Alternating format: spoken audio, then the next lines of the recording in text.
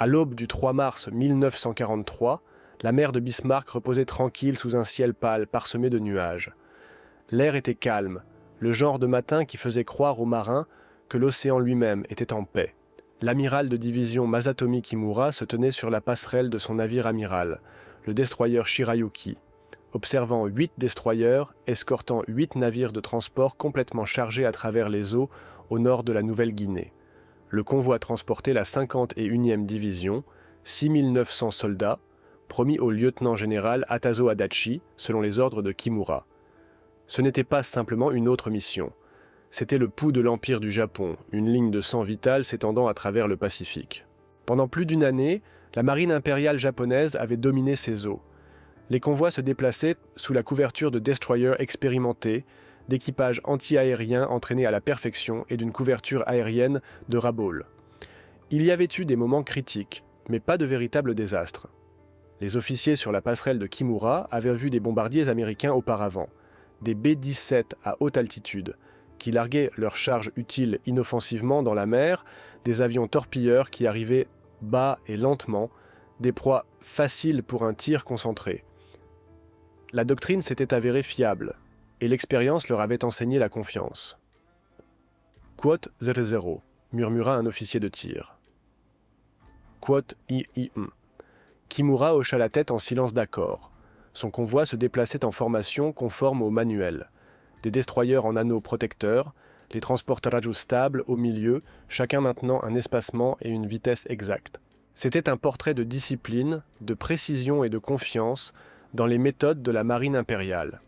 Sous les ponts, les soldats de la 51e division partageaient cette même croyance. C'étaient de jeunes hommes d'Osaka, de Sapporo et de Kyoto, beaucoup à peine âgés de 20 ans. Certains chantèrent doucement, d'autres écrivaient de rapides notes à la maison. L'air sentait le carburant diesel et le tabac. À la cantine, un soldat riait en essayant d'équilibrer une tasse de thé sur la table qui se balançait. Pour eux, ce voyage était un bref passage avant le vrai combat sur les collines couvertes de jungle de la Nouvelle-Guinée. Ils faisaient conduire les confiances à leurs officiers, à leur marine et à leur empire. Aucun ne pouvait imaginer que la mer autour d'eux deviendrait bientôt une fournaise. À 6 heures du matin, Kimura étudia l'horizon à travers ses jumelles. Le soleil montait et l'océan brillait d'or. 8 transports suivaient en ligne parfaite, leur sillage traçant des rubans blancs à travers l'eau. Les destroyers les flanquaient comme des loups loyaux gardant le troupeau. L'amiral était fier de cette vue, l'ordre, la discipline et le but. Il n'avait aucune raison de penser que cette mission se terminerait différemment des douzaines précédentes. Le renseignement avait averti de la présence d'avions de reconnaissance américains dans la région, mais les rapports étaient vagues. La doctrine japonaise rejetait ces menaces comme gérables. Après tout, les Américains avaient montré peu de capacité à arrêter les convois de ravitaillement. Le parapluie d'acier de la marine avait fonctionné encore et encore. Pourtant, sous cette surface calme, le destin se mouvait. À des centaines de kilomètres au sud, sur des pistes poussiéreuses en Australie, des équipages américains et australiens chargeaient des bombes et des munitions dans des bombardiers Mitchell B-25 modifiés, des machines comme rien que les hommes de Kimura n'avaient jamais affrontées. Dans quelques heures, ces bombardiers s'élèveraient dans le ciel, franchiraient la côte et apporteraient avec eux un nouveau type de guerre. Une guerre née non pas dans des réunions stratégiques, mais dans l'esprit de mécaniciens de terrain et d'innovateurs désespérés. Pour l'instant, cependant, les marins japonais croyaient à la routine. Les canonniers anti-aériens vérifiaient leurs armes, nettoyaient les lentilles et chargeaient les chargeurs. Les signaleurs scrutaient les cieux. Les officiers examinaient les graphiques de formation, confiant que leur entraînement pouvait gérer n'importe quoi. C'était une illusion de contrôle, un bref calme avant que l'histoire ne change ses règles. La radio sur la passerelle du Shirayuki crépitait avec des rapports de couverture nuageuse légère, de bonne visibilité et d'aucun contact ennemi. Kimura croisa les mains derrière son dos et s'autorisa un petit sourire. Son convoi était à l'heure. La marine impériale avait fait cela de nombreuses fois. Ce qu'il ne pouvait pas savoir, ce qu'aucun officier japonais ne pouvait possiblement imaginer, c'est que l'innovation et la puissance industrielle étaient sur le point de réécrire les lois de la guerre navale. Les bombardiers américains qui apparaîtraient bientôt n'étaient pas des avions ordinaires. Ils ne portaient pas de torpilles, pas de viseurs de bombes délicats, pas d'hésitation. Ils avaient été transformés en canonnières volantes, des armes de précision et de fureur mécanique brute. Au moment où la vigie de Kimura les repérerait, il serait déjà trop tard. Le calme de la mer de Bismarck se briserait, et en 15 minutes, le convoi qui avait semblé si ordonné, si invincible, deviendrait un cimetière flottant de feu et d'huile. Si vous croyez que l'amiral Kamura avait raison de faire confiance à son expérience, tapez 1 dans les commentaires. Si vous pensez qu'il était déjà condamné par sa propre confiance, appuyez sur j'aime. Et n'oubliez pas de vous abonner pour plus d'histoires vraies des batailles cachées de la Deuxième Guerre mondiale.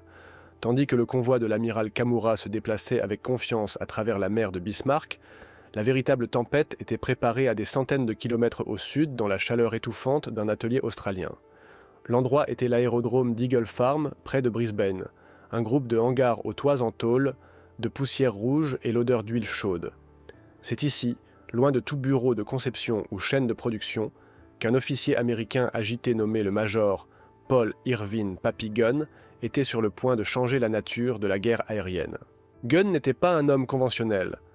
Il avait été pilote de la marine avant de rejoindre les forces aériennes de l'armée, mécanicien avant d'être commandant, et résolveur de problèmes avant que quiconque ne lui en donne la permission. La guerre du Pacifique lui avait enseigné une vérité brutale.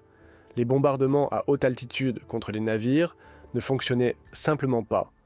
Les bombes manquaient, les torpilles dysfonctionnaient, et trop de pilotes mouraient en essayant de frapper des cibles mobiles à des milliers de pieds au-dessus de la mer.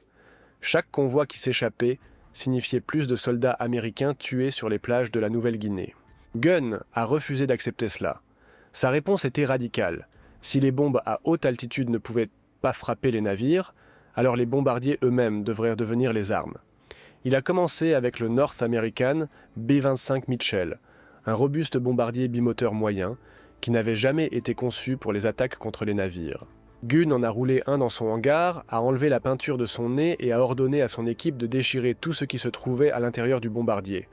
Le siège du navigateur, le viseur de bombe Norden, les panneaux de verre, le câblage, tout ce qui ne contribuait pas à la puissance de feu. « Quote 2, dit-il, arpentant la poussière, une cigarette pendant à sa lèvre. Quote 3. Ses mécaniciens hésitaient. Ils n'avaient pas de plan, pas de manuel, et pas d'autorisation du commandement supérieur. Mais la conviction de Gunn était contagieuse.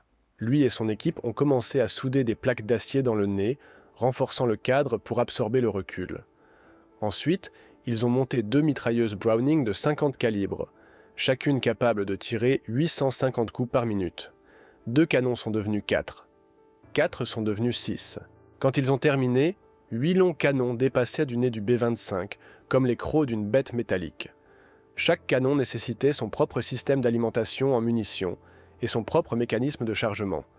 L'équipe a récupéré des ceintures d'avions épaves, modifié les conduits d'alimentation et construit des boîtes qui pouvaient contenir 400 coups par canon. Le câblage a dû être réacheminé à travers le cockpit, permettant aux pilotes de tirer les 8 canons avec une seule gâchette.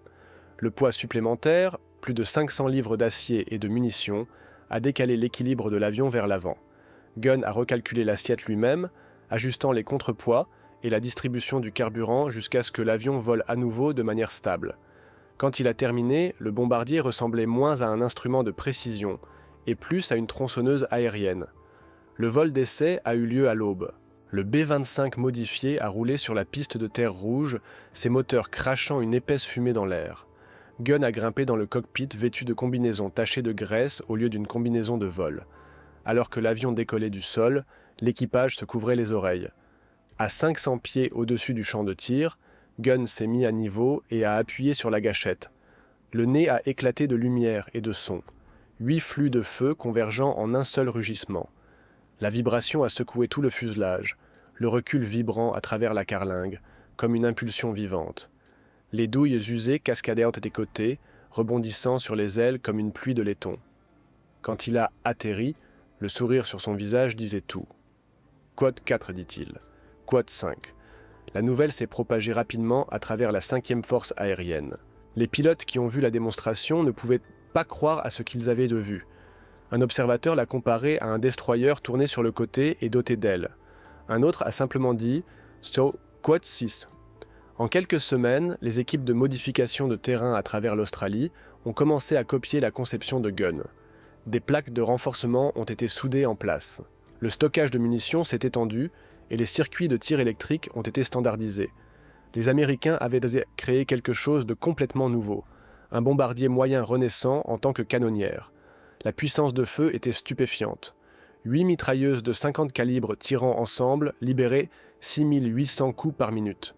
Chaque projectile pesait près d'une once et voyageait à 2910 pieds par seconde, assez rapide pour percer les plaques d'armure. Les obus incendiaires perforants M8 s'enflammaient au contact, brûlant à 3000 degrés Fahrenheit. Une rafale de 2 secondes d'un de ces B-25 modifiés pouvait déchiqueter la superstructure d'un destroyer, détruire les canons anti-aériens et tuer les équipages exposés avant même qu'ils ne puissent riposter. Les pilotes ont commencé à désigner l'avion par un nouveau surnom, le Straffer. Pour comparaison, la plupart des destroyers japonais ne portaient pas plus de 6 canons de 25 mm montés sur le pont. Un seul Straffer pouvait fournir plus de puissance de feu orientée vers l'avant qu'un navire d'escorte entier. À courte portée, ces canons ne se contentaient pas d'endommager les cibles, ils découpaient l'acier comme une lame de scie. Un mécanicien américain a décrit le son lors des essais. Ce n'était plus du tir de mitrailleuse, c'était un cri mécanique. Le général George Kenney, commandant de la 5e force aérienne, a visité Eagle Farm pour voir lui-même la nouvelle arme. Après la démonstration, il aurait dit à son aide « Bokadji-Quot 7 ». L'improvisation de Gunn a reçu l'approbation officielle. North American Aviation a commencé à intégrer la modification à 8 canons dans les nouveaux modèles de production. Mais pour l'instant, les conversions de terrain combattraient en premier. Le groupe d'attaque nouvellement formé, surnommé les Grim Reapers, les piloterait. Au début de 1943, les bombardiers Straffer de Gunn étaient les prédos pour le combat. Leurs peaux en aluminium portaient des noms peints à la main. Ruthless, Dirty Do, Hell's Angel. Chacun portait non seulement des canons, mais une nouvelle philosophie. Les pilotes se sont entraînés bas, volant juste au-dessus des cimes des arbres, apprenant à raser les crêtes des vagues et à attaquer depuis l'horizon. On leur a dit. Quote 8. Ce n'était pas seulement de la bravade, c'était la survie. À cette hauteur, une seule erreur signifiait la mort, mais le succès signifiait anéantir l'ennemi avant qu'il ne puisse réagir. Ce qui a commencé comme l'expérience de terrain d'un seul homme était sur le point de déchaîner la terreur mécanique sur le Pacifique. La marine japonaise n'avait aucune idée que ces routes de convois de confiance étaient sur le point de devenir des zones de massacre. Si vous pensez que ce type d'innovation sur le champ de bataille ne pouvait se produire que dans la guerre, tapez génie dans les commentaires. Si vous croyez que la chance importait plus que l'invention, appuyez sur j'aime. Et n'oubliez pas de vous abonner. Le prochain chapitre révèle comment ces monstres volants ont appris à faire rebondir les bombes sur la mer.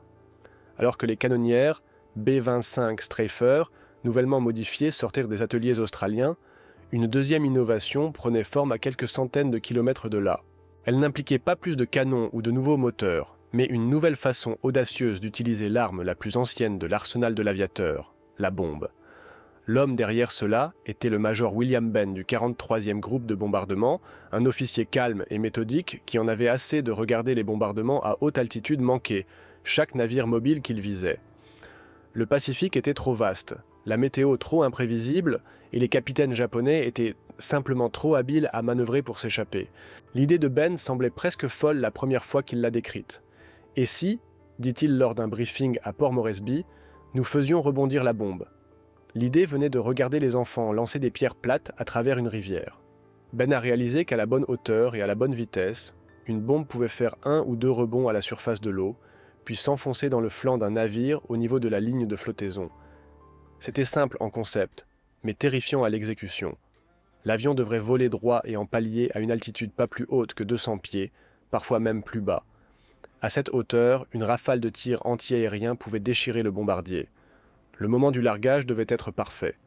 Une demi-seconde trop tôt et la bombe rebondirait sur la cible.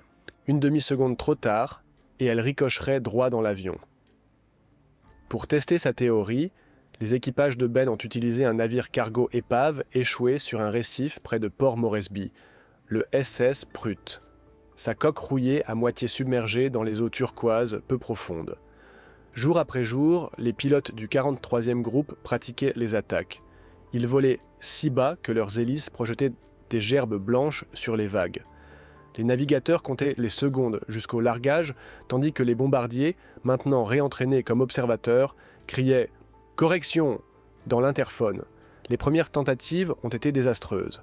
Les bombes rebondissaient sauvagement, explosaient trop tôt ou manquaient complètement. Mais graduellement, les hommes ont appris le rythme, le vol plané, le largage, le relèvement du nez juste avant l'explosion. Un pilote l'a comparé à lancer une pierre si fort que la mer elle-même saute. Un autre a dit, quote 11. Ben a enregistré chaque passage, ajustant la vitesse, l'angle et l'altitude.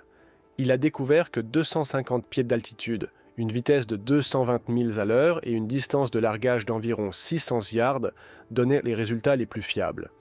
Équipé de bombes de démolition de 500 livres armées de fusées à retard de 4 ou 5 secondes, l'arme traverserait la coque d'un navire avant de détonner à l'intérieur. Les équipages qui maîtrisaient le bombardement par ricochet savaient exactement à quel point la marge entre la vie et la mort était mince. Voler à la hauteur des mâts signifiait qu'ils pouvaient voir les visages des hommes sur le pont. À cette portée, même un seul coup d'une arme de 25 mm pouvait déchirer un moteur ou tuer un pilote. Chaque mission d'entraînement ressemblait à un combat, et chaque erreur se terminait par des épaves dispersées le long du récif. Pourtant, les résultats étaient indéniables. Après des semaines de pratique, les pilotes du 43e groupe de bombardement pouvaient frapper un navire stationnaire 9 fois sur 10. Les cibles mobiles seraient plus difficiles, mais pas impossibles. En janvier 1943, l'officier commandant de Ben a invité le général George Kenney à regarder une démonstration en direct. Alors que le B-25 arrivait bas au-dessus de l'eau, Kenney pouvait voir son reflet qui courait juste sous le fuselage. À exactement 600 yards, la bombe a été larguée, a frappé la surface, a rebondi une fois et a frappé l'épave de la preuve. Un moment plus tard, l'épave a explosé dans un geyser de flammes et d'eau de mer. Kenney a regardé longtemps avant de se tourner vers Ben. Quote 12, a-t-il dit, quote 13. La 5e force aérienne a commencé à combiner les mitrailleurs avec les bombardiers par ricochet de Ben. Le plan était élégant et brutal. Les mitrailleurs entreraient en premier, déchaînant des canons de 50 calibres pour réduire au silence les positions anti-aériennes et les équipes de passerelles. Quelques secondes plus tard, les bombardiers suivraient, larguant leurs bombes si près que les explosions soulèveraient les navires hors de l'eau. Les défenses japonaises conçues pour suivre les attaques à haute altitude ou les attaques à la torpille seraient inutiles contre cet assaut en 2 étapes.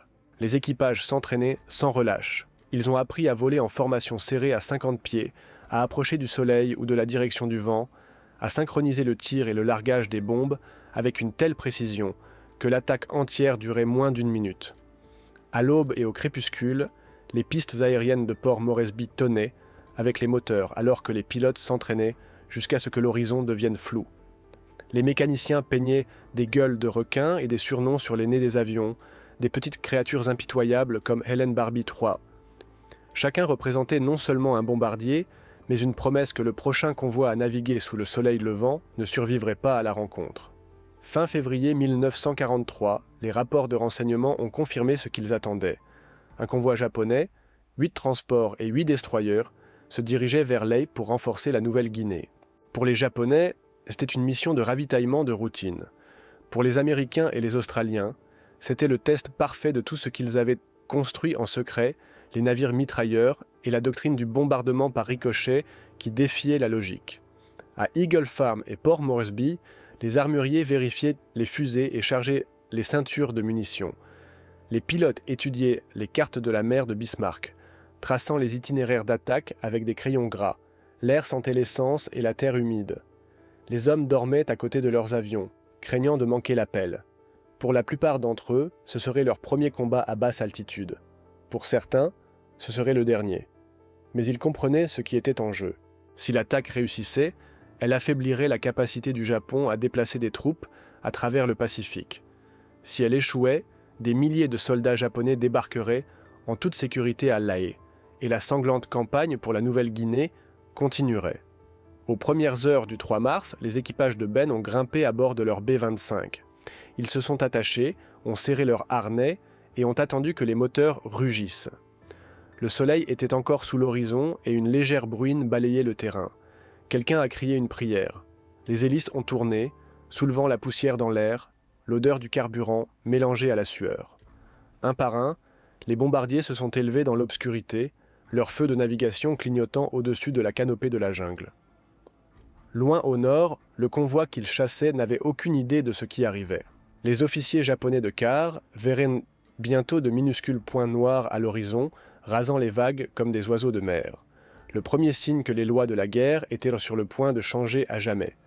Si vous pensez que vous auriez pu voler aussi bas sous le feu ennemi, tapez 2 dans les commentaires. Si vous croyez qu'aucun homme ne devrait jamais avoir à frapper, aimez et assurez-vous de vous abonner, car dans la partie suivante, le ciel au-dessus de la mer de Bismarck s'enflamme alors que les Américains frappent. À exactement 10 heures du matin, les vigies à bord du navire amiral de l'amiral Kimura, le Shirayuki, ont repéré des éclairs argentés haut au-dessus de l'horizon. Les hommes se sont abrités les yeux contre l'éblouissement du matin et ont pointé vers le ciel.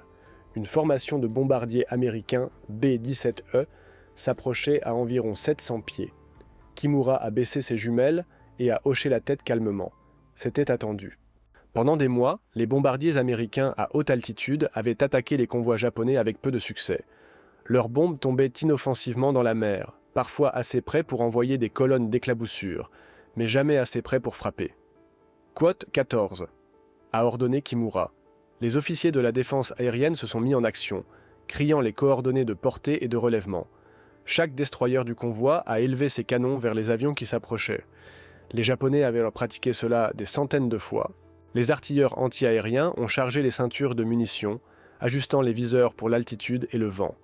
En quelques minutes, le ciel au-dessus du convoi s'est rempli d'éclats noirs de flaques. Le tonnerre des canons de 25 mm a roulé à travers la mer comme des tambours lointains. Mais alors que les équipages se concentraient vers le haut, personne ne voyait ce qui arrivait par le bas.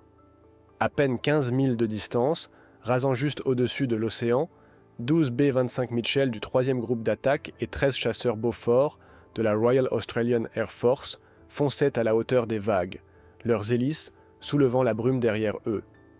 La lumière du soleil scintillait sur leur fuselage en aluminium, chaque nez hérissé de 8 mitrailleuses.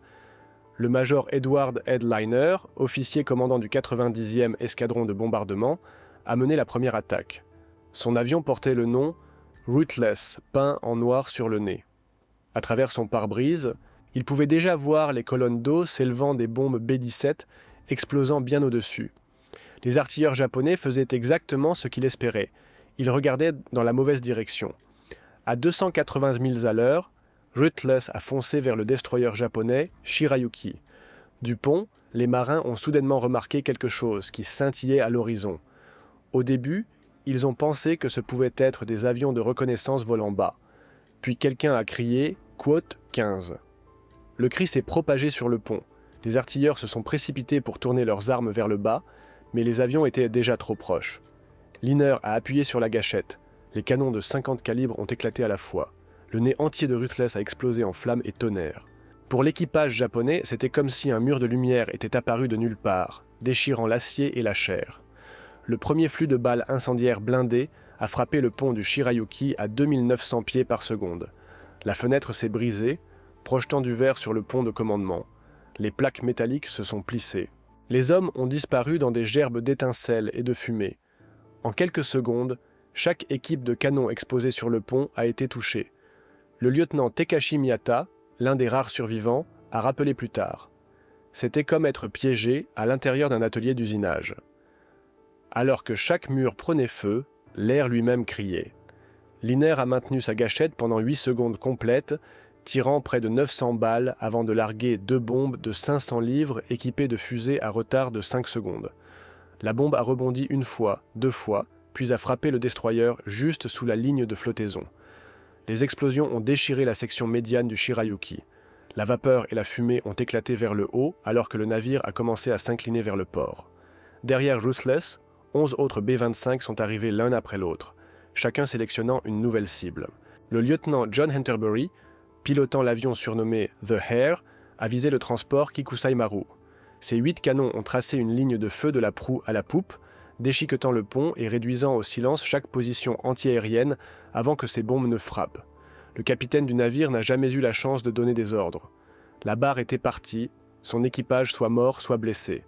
Les chasseurs Beaufort ont suivi de près, volant encore plus bas, certains à peine 20 pieds au-dessus de la surface. Leurs canons de 20 mm et 6 mitrailleuses ont martelé les ponts supérieurs des transports, abattant tous les artilleurs qui tentaient encore de riposter. Le sergent de vol Fred Cassidy du numéro 30, escadron RAF, l'a décrit plus tard. Quote 17. L'air au-dessus du convoi s'est transformé en chaos. Les navires ont effectué des manœuvres désespérées, soulevant des panaches d'écume blanche. L'eau bouillonnait de tirs de traçage. Les explosions résonnaient à travers la mer, alors que les bombes rebondissaient sur les vagues, frappant les coques et détonnant profondément à l'intérieur. Le Tamaru a reçu un coup direct près de la salle des machines, les flammes s'échappant de ses puits de ventilation. Le Nojima Maru a été frappé par 2 bombes qui l'ont déchiré comme une boîte de conserve. Sur le destroyer Arashio, le commandant Koshi Sugino a tenté de protéger les transports en se plaçant entre eux et les attaquants. Son courage ne l'a rendu que meilleure cible. 3 B-25 ont tourné leur feu sur lui simultanément, déchaînant une tempête combinée de 24 mitrailleuses. Le pont de l'Arashio a disparu dans une éruption de feu et de débris. Son gouvernail s'est bloqué dur à tribord. Moment plus tard, le destroyer incontrôlable a heurté le transport Nojima Maru. Les 2 navires se sont verrouillés ensemble, brûlant furieusement alors que les munitions et le carburant s'enflammaient. Pour les marins japonais qui ont survécu à la première vague, c'était comme si les lois de la guerre avaient été réécrites devant eux. Il n'y avait pas de sirène d'avertissement, pas d'appel d'altitude, pas de manœuvre d'évitement qui fonctionnait. Les attaquants arrivaient trop vite et trop bas pour être suivis. Le son des canons des B-25, 8 barils martelant à l'unisson, était contrairement à tout ce qu'ils avaient jamais entendu.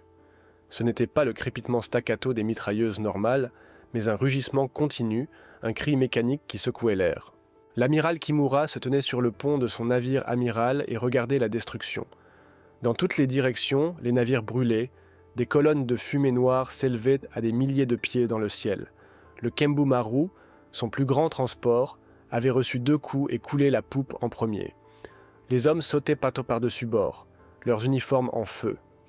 La mer, autrefois calme et bleue, était maintenant parsemée de pétrole et de flammes. D'en haut, le mitrailleur de Léonard regardait la scène se dérouler à travers la tourelle arrière. « Quote 18 » a-t-il dit plus tard. « Quote 19 » L'attaque entière a duré moins de 15 minutes. Quand les derniers B-25 se sont éloignés, grimpant bas au-dessus de l'épave en flammes, 4 destroyers japonais et les 8 transports coulaient ou brûlaient. Traduction française corrigée. Des milliers de soldats et de marins se débattèrent dans l'eau. Les survivants pouvaient encore entendre l'écho des canons s'estompant au loin, comme le tonnerre s'éloignant d'une tempête déjà passée. Un officier japonais debout, jusqu'à la taille dans la mer à côté de son canot de sauvetage renversé, regardait un transport exploser à proximité, et chuchota « Quote 20 ». Si vous croyez que c'était le moment où la puissance navale du Japon a commencé à s'effondrer, tapez 3 dans les commentaires. Si vous pensez qu'ils avaient encore une chance de se rétablir, aimez et n'oubliez pas de vous abonner car ce qui s'est passé ensuite montrerait le vrai coup de 15 minutes en enfer. Quand les derniers bombardiers américains ont disparu à l'horizon sud, la mer de Bismarck s'est enfoncée dans un silence étrange, brisé seulement par le crépitement du pétrole en feu et les cris lointains des hommes qui se noyaient. L'amiral Masatan Kimura restait sur la passerelle de son navire amiral, regardant à travers une brume de fumée ce qui avait autrefois été son convoi. Il n'avait fallu que 15 minutes. 15 minutes pour transformer 8 transports et 8 destroyers, la ligne de vie du Japon vers la Nouvelle-Guinée, en un cimetière flottant. La mer qui avait été calme et brillante ce matin-là était maintenant noire de carburant et de débris scintillant sous la lumière orange des flammes. Le navire amiral Shirayuki, autrefois la fierté de sa ligne d'escorte, avait disparu. Seule une tache de pétrole en feu marquait l'endroit où il avait été. Le destroyer Arashio était immobilisé dans l'eau, verrouillé contre le flanc du transport Nojima Maru. Les 2 navires brûlaient de la proue à la poupe, les munitions explosant par rafales qui ressemblaient à des feux d'artifice. Les hommes se jetaient à la mer pour échapper à la chaleur, leurs uniformes prenant feu au moment où ils touchaient la surface. D'autres s'accrochaient aux épaves flottantes, le visage couvert d'huile, criant à l'aide qui ne viendrait jamais. Kimura donna des ordres pour organiser les opérations de sauvetage, mais les destroyers survivants étaient eux-mêmes endommagés et en feu. L'Asagumo a tenté de se rapprocher pour récupérer les survivants, mais en quelques minutes, il a été attaqué par une autre vague de B-25 revenant pour cribler l'épave. Le navire de guerre volant bas a balayé les ponts avec des tirs de mitrailleuses, tuant les marins alors qu'ils tentèrent de hisser leurs camarades à bord. Même les hommes, qui avaient déjà sauté dans l'eau, ne trouvaient aucune pitié. Les Américains, suivant les ordres pour empêcher tout renfort d'atteindre le rivage, criblaient les canots de sauvetage et les nageurs. Pour les marins japonais, il n'y avait aucune direction où courir. L'air sentait le carburant brûlant et la cordite. La mer bouillait là où le pétrole prenait feu. Un survivant a décrit plus tard l'horreur. L'eau elle-même brûlait. La chaleur montait d'en bas et le ciel était rouge au-dessus. Il n'y avait nulle part où regarder qui n'était pas en feu. Dans le transport Kikus-Maru, des centaines de soldats de la 51e division avaient été piégés sous les ponts quand les premières bombes ont frappé. Alors que le navire coulait, ils ont essayé de grimper vers les écoutilles seulement pour les trouver bloqués par du métal tordu. D'autres ont sauté par les hublots dans la mer en feu, leurs fusils et casques les entraînant sous l'eau. Certains ont atteint la surface seulement pour être aspirés à nouveau par le vide des coques qui coulaient. Dans le chaos, la discipline et le rang se sont dissous. Les hommes criaient après leur mère, après les dieux, après l'air. Le lieutenant Tekashi Miyata, l'un des rares officiers à survivre, a écrit plus tard « J'ai entendu des hommes s'appeler les uns les autres, mais les voix se sont arrêtées une par une. Une main m'a atteint depuis l'eau, mais quand je l'ai saisie, elle s'est détachée au poignet. Je ne peux pas oublier le poids de cette main. » À 10h30 du matin, moins d'une demi-heure après que les premières bombes aient tombé, la mer de Bismarck était méconnaissable. Les navires en feu dérivaient sans but, entrant en collision les uns avec les autres, alors que les flammes dévoraient leurs ponts en bois. Des explosions ont éclaté au hasard, alors que les munitions et les réservoirs de carburant s'enflammaient. Chaque explosion envoyait des ondes de choc ondulant à travers l'eau couverte de pétrole, renversant les corps et les canaux de sauvetage. Au-dessus, la fumée s'élevait en piliers si épais que les avions de reconnaissance américains pouvaient les voir à plus de 50 km. Les destroyers survivants de Kimura, Asashio, Yokikaze, Shikami et Uranami ont essayé de se regrouper. Ils ont jeté des cordes et des filets par-dessus leurs flancs, hissant à bord tous ceux qui étaient encore vivants. Les ponts étaient là glissants de sang et d'huile. Les infirmiers y travaillaient, sans morphine ni pansement, déchirant leurs propres chemises en bande. Les blessés étaient allongés en rangées sur les ponts d'acier, certains tenant encore des lettres qui avaient survécu au feu, d'autres chuchotant des prières aux ancêtres dont ils pouvaient à peine se souvenir des noms. Dans l'eau, les requins avaient commencé à se rassembler. Au début, ils se nourrissaient de débris flottants et de poissons attirés par le carnage. Puis, ils ont commencé à prendre des hommes. Les survivants ont décrit la mer éclatant autour d'eux, alors que les nageoires tranchaient l'huile, les cris s'arrêtant net alors que les hommes disparaissaient sous les vagues. Pour ceux qui restaient là flottants, c'était un choix entre brûler et se noyer. Beaucoup ont choisi ce dernier. En début d'après-midi, l'attaque était terminée, mais la souffrance a continué. Les épaves brûlantes du transport ont fumé tout au long de la journée et dans la nuit. L'océan brillait faiblement des feux, toujours brûlant à la surface, un reflet rouge et orange qui scintillait comme un soleil mourant. Le ciel s'est rempli de fumée qui s'est propagée sur des kilomètres, visible même depuis les aérodromes de Leia. Les pilotes américains revenant pour évaluer les dégâts pouvaient à peine croire ce qu'ils voyaient. Le major Edward Liner a écrit dans son carnet de bord « Nous n'avions pas besoin de compter les navires. On pouvait les voir couler un par un. On aurait dit la fin du monde. » À la tombée de la nuit, le convoi avait disparu. Sur les 6900 soldats qui avaient quitté Rabaul, moins de 1200 reverraient jamais la terre. Le reste, près de 5700 hommes, étaient morts ou disparus. Beaucoup étaient encore piégés à l'intérieur de leurs navires, ensevelis dans l'obscurité froide en dessous. Quand les sous-marins japonais sont arrivés après la tombée de la nuit pour chercher des survivants, ils ont trouvé une mer de cadavres flottants et d'épaves. L'odeur du carburant et de la mort flottait lourdement dans l'air. Les équipages des sous-marins ont travaillé en silence, hissant à bord les quelques hommes encore vivants, les yeux écarquillés et vides. Les rapports radio qu'ils ont envoyés à Rabaul étaient courts et stupéfiants. Convoi détruit. Perte totale.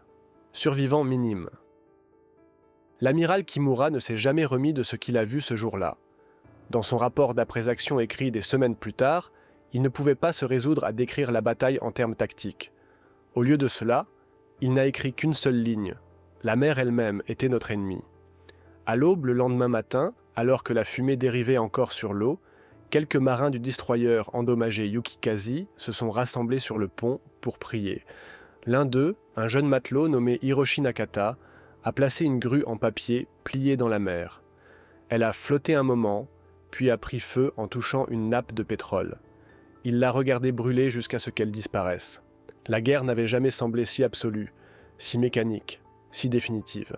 En 15 minutes, une seule innovation, 8 mitrailleuses et une nouvelle façon de larguer des bombes avaient anéanti une division japonaise entière et paralysé la confiance de la marine en sa propre invincibilité. Le Pacifique ne ressemblerait plus jamais à la même chose.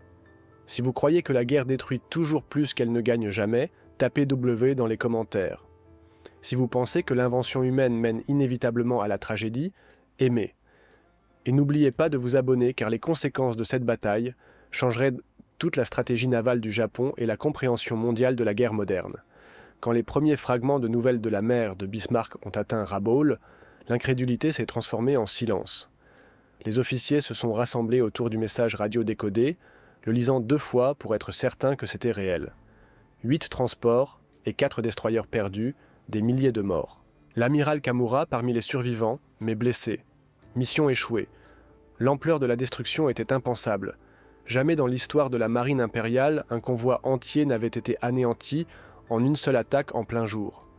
Ce n'était pas seulement une défaite tactique, c'était l'effondrement de tout ce que la doctrine navale japonaise croyait être vrai. À Tokyo, l'amiral Isoroku Yamamoto a reçu le rapport dans son bureau privé au quartier général de la flotte combinée. Ceux qui étaient présents ont rappelé plus tard qu'il l'avait lu lentement sans expression, puis avait posé les papiers et avait dit tranquillement « Si c'est vrai, alors nous ne contrôlons plus la mer. » Pour le commandant qui avait autrefois orchestré le triomphe de Pearl Harbor, c'était une phrase plus lourde que la défaite elle-même. L'empire qu'il avait contribué à construire faisait maintenant face à un ennemi qui pouvait frapper n'importe où à n'importe quel moment sans avertissement. Jusqu'à ce moment, la flotte de surface du Japon s'était appuyée sur la vitesse, la discipline et la puissance de feu. Les convois étaient protégés par des couches de destroyers, leurs canons anti-aériens formant ce qu'ils appelaient le parapluie d'acier. Cela avait fonctionné pendant près de 2 ans, mais la mer de Bismarck a brisé cette illusion. Aucun parapluie ne pouvait arrêter les bombes qui ricochaient comme des pierres, ou les mitrailleuses qui traversaient l'armure plus vite que les réflexes humains ne pouvaient répondre. En quelques jours, les planificateurs opérationnels de la marine ont convoqué une réunion d'urgence à Rabaul. Des cartes et des plans couvraient les tables. Des cercles rouges tracés pour marquer la portée des avions américains depuis les bases en Australie et en Nouvelle-Guinée. La conclusion était immédiate et dévastatrice. Chaque grande route de convoi dans le Pacifique Sud était maintenant à portée des mitrailleurs B-25 et de leurs chasseurs d'escorte. Déplacer des fournitures de jour était un suicide. Même les destroyers lourdement armés étaient impuissants contre les avions qui attaquaient à hauteur de vague et pouvaient frapper au-delà de la portée du radar. Le nouvel ordre était clair. Le ravitaillement en surface n'aurait lieu désormais que la nuit. Les transports de troupes ont été abandonnés. Des navires plus petits, des barges et des sous-marins tenteraient de transporter de la nourriture, des munitions et du carburant en secret, se glissant dans l'obscurité. Les Japonais l'appelaient Yazen Yuso, la course de nuit. Les Américains l'appelaient l'Express de Tokyo. Mais quel que soit le nom, c'était une improvisation désespérée, et elle ne pouvait jamais remplacer les énormes convois qui transportaient autrefois des divisions entières à travers le Pacifique. Les conséquences se sont propagées bien au-delà de la mer de Bismarck. Sans ravitaillement régulier, les garnisons japonaises en Nouvelle-Guinée et aux îles Salomon ont commencé à dépérir. Les soldats qui avaient autrefois combattu avec discipline et confiance mouraient maintenant de faim dans la jungle. Le paludisme, la faim et l'épuisement ont réclamé plus de vie que les balles ennemies. La défaite à la mer de Bismarck n'était pas seulement la perte de navires, c'était la mort de la logistique, la fin de la mobilité. Les statisticiens au sein de la marine impériale ont compilé les chiffres, chaque ligne une autre blessure. Entre mars 1943 et la fin de 1944, le Japon a perdu plus de 60% de sa flotte marchande. Près de 500 navires ont été coulés, des pétroliers de transport, des cargos et des destroyers. Beaucoup ont succombé à la même combinaison qui avait détruit le convoi de Kimura. des attaques de mitraillage à basse altitude et des bombardements en piqué par des B-25 et leurs variantes. Ce qui avait autrefois été une marine marchande fière était devenu une liste de noms et de numéros de coques perdus dans l'histoire. Les rapports des survivants ont filtré au cours des semaines suivantes. Les commandants ont décrit la panique parmi leurs équipages et une peur presque superstitieuse des avions américains. Les marins ont commencé à appeler le B-25 Hachimno, le démon aux 8 yeux, en raison des 8 canons qui brillaient depuis son nez. D'autres l'appelaient la scie volante, affirmant que le bruit de ces canons pouvait trancher l'air lui-même. Même les officiers expérimentés ont admis que leurs hommes se figeaient à la première vue des bombardiers arrivant à basse altitude, leur courage noyé par les souvenirs de la tempête de feu qui avait consumé leurs camarades. À l'école d'état-major naval de Tokyo, les analystes ont lutté pour comprendre ce qui s'était mal passé. Un rapport a conclu sans détour. Notre doctrine suppose que l'ennemi attaquera comme nous le ferions. Il ne le fait pas. Pendant des siècles, la philosophie militaire du Japon avait valorisé la discipline, la hiérarchie et la répétition, des vertus qui avaient bien servi dans les batailles de précision et de contrôle. Les Américains, en revanche, avaient adopté l'improvisation. Ils ont changé de tactique du jour au lendemain, transformé des bombardiers en canonnières, des mécaniciens en ingénieurs et des expériences en victoires. C'était, a admis Yamamoto en privé, l'expression la plus pure de la guerre industrielle, la capacité à s'adapter plus vite que l'ennemi ne pouvait réagir. Pour les Américains, la victoire a confirmé que l'avenir de la guerre navale n'appartenait plus aux cuirassés ou aux torpilles. Il appartenait à des machines comme le B-25, rapides, flexibles et meurtrières, et aux hommes qui osaient réimaginer comment elles étaient utilisées. La 5e force aérienne possédait maintenant une arme capable de détruire des convois entiers en quelques minutes, une arme qui ne nécessitait ni flotte ni formation, seulement du courage et de l'ingéniosité. Au cours des mois qui ont suivi, des attaques similaires sont devenues routinières. Les convois japonais qui tentèrent d'acheminer des fournitures vers la Nouvelle-Guinée, la Nouvelle-Bretagne ou les Salomon ont été déchirés par les avions alliés. Les rapports des équipages survivants racontaient la même histoire encore et encore. Apparitions soudaines, éclairs aveuglants, tirs incessants et navires explosant en quelques secondes. Aucune quantité de bravoure ou d'entraînement ne pouvait compenser la vitesse et la précision de l'assaut américain. À la fin de 1943, la flotte de l'amiral Yamamoto avait été forcée dans une position défensive. Les mouvements de surface à grande échelle ont cessé presque entièrement. La marine impériale, autrefois maîtresse du Pacifique, était devenue une flotte de fantômes, se cachant le jour, ne se déplaçant que la nuit. Les journaux intimes privés de Yamamoto, récupérés après la guerre, contenaient une ligne écrite peu après le désastre. « Ce n'est pas le courage qui nous manque, c'est le temps. L'ennemi apprend plus vite que nous ne pouvons penser. » Aux États-Unis, les journaux mentionnaient à peine la bataille. Pour le front intérieur, c'était une petite victoire dans un océan lointain. Mais parmi les pilotes et les mécaniciens, la mère de Bismarck était devenue une légende. Elle a prouvé que l'improvisation pouvait triompher de la doctrine, qu'une poignée d'hommes dans un atelier de fortune pouvait altérer le cours de la guerre. La création de Papillon s'était transformée d'une expérience en un symbole de l'ingéniosité américaine, l'incarnation de la capacité d'un géant industriel à réagir rapidement. Le fossé psychologique entre les deux côtés s'est élargi à chaque naufrage. Pour les marins japonais, chaque voyage était devenu une prière. Pour les équipages aériens américains, c'était devenu un test de précision et de sang-froid. Le Pacifique lui-même semblait changer de caractère, non plus un champ de bataille ouvert, mais un endroit où un côté chassait et l'autre se cachait. Les anciennes règles de la guerre navale, portée, tonnage, formation, artillerie, ne s'appliquaient plus.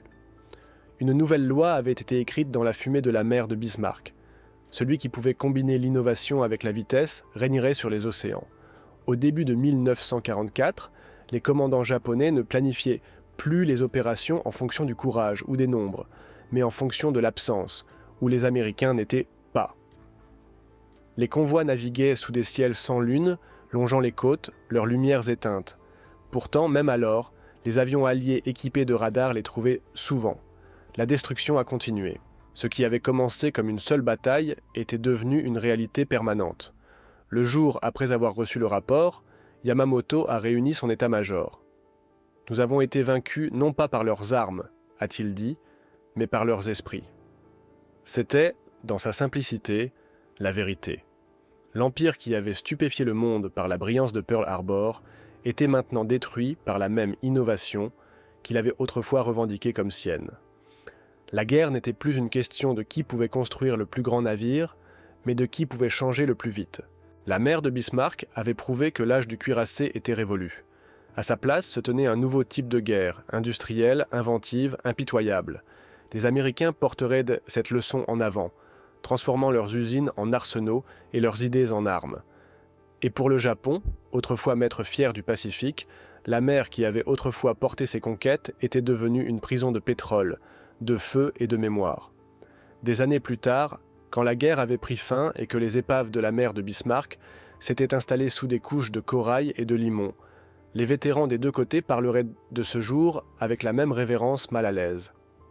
Pour les Américains, c'était un moment de triomphe, la preuve que la créativité et le génie mécanique pouvaient surmonter la doctrine et la discipline.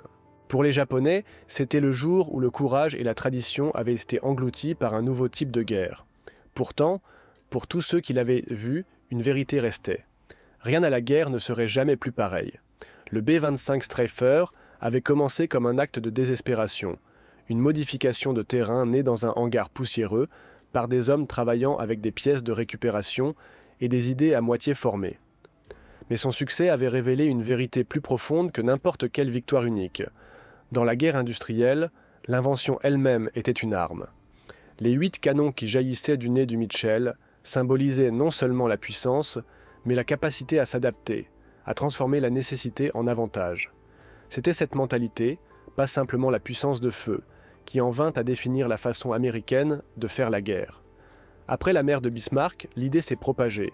North American Aviation a commencé à produire des versions d'usine, des modifications de canons. Les variantes ultérieures du B-25, en particulier le modèle J-22, portaient jusqu'à 18 mitrailleuses de calibre 50 tirant vers l'avant. Un arsenal volant capable de raser de petites villes ou d'anéantir des convois. Les pilotes ont commencé à voir l'avion non pas comme des bombardiers, mais comme des chasseurs. Quand le 345e groupe de bombardement, les Apaches, a reçu ces nouveaux Stryfer, ils ont peint des gueules de requins sur les nez et les ont appelés des cuirassés volants. Les ciels du Pacifique sont devenus leur terrain de chasse. À la fin de 1943, le B-25 Stryfer avait redéfini les tactiques aériennes alliées. Les escadrons ont développé de nouvelles méthodes pour attaquer les navires, les aérodromes, même les défenses côtières. Lors des raids à l'aube sur Rabaul et Wewak, des ports entiers ont disparu en quelques minutes. Les observateurs japonais ont décrit le bruit des avions qui s'approchaient comme un feu de tambour roulant qui dévorait l'air lui-même. Pour ceux qui en étaient lors la cible, cela ne ressemblait plus à être attaqué par des avions, mais par une usine mobile de destruction, un symbole de la puissance industrielle américaine rendue aérienne. Et pourtant, parmi ceux qui les pilotaient, il y avait peu de célébrations. Les pilotes et les mitrailleurs qui revenaient des missions portèrent le poids de ce qu'ils avaient vu. Des navires explosant, des hommes se jetant dans le feu, la mer devenant rouge. Le major Edward Liner, qui avait mené la première vague sur la mer de Bismarck, a admis plus tard, quote 29. Dans ces dernières années, il visitait des musées où les B-25 pendaient silencieusement dans une restauration parfaite, leurs peaux d'aluminium poli brillant sous les lumières. Ils ne font plus aucun bruit maintenant, a-t-il dit, mais je l'entends toujours. Pour le Japon, l'héritage était tout aussi obsédant. La victoire du B-25 avait forcé la marine impériale dans une guerre de l'ombre, de secret et de survie. Les convois qui naviguaient autrefois sous le soleil rampaient maintenant à travers des nuits sans lune, se déplaçant silencieusement dans des eaux qu'ils avaient autrefois dominées. La défaite à la mer de Bismarck était devenue une leçon inscrite dans l'éducation de chaque cadet naval. Après la guerre, sous-estimer l'innovation, la tradition devient un handicap. Dans les années d'après-guerre, les ingénieurs militaires du monde entier ont étudié le concept que Papillon avait pionnier. Un avion transformé en plateforme de canon capable de concentrer un feu écrasant sur une seule cible. L'idée a refait surface 2 décennies plus tard dans les jungles du Vietnam. Là, l'armée de l'air américaine a ressuscité le principe dans le AC-47 Spooky, un avion de transport armé de mitrailleuses rotatives tirant latéralement qui pleuvait la mort en arc lumineux sur la canopée sombre. Son successeur, l'AC-130 Spectre, portait une puissance de feu encore plus grande. Canons, canons automatiques, capteurs, tous faisant écho à la même innovation née à Eagle Farm.